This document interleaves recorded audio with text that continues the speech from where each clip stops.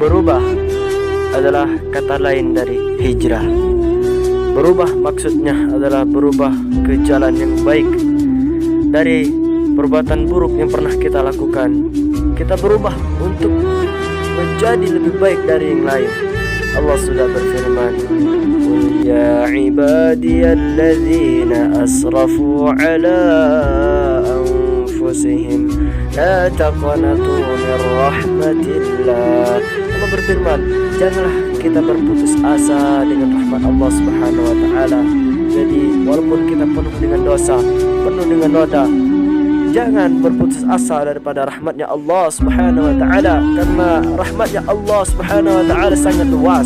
Allah maha mengampuni hamba-hambanya. Itulah daripada kata-kata berubah tadi. Kita berubah dari perbuatan kita yang buruk dahulu, kita berubah untuk menjadi yang lebih baik dari sekarang, InsyaAllah. Tabarakallahu ta'ala.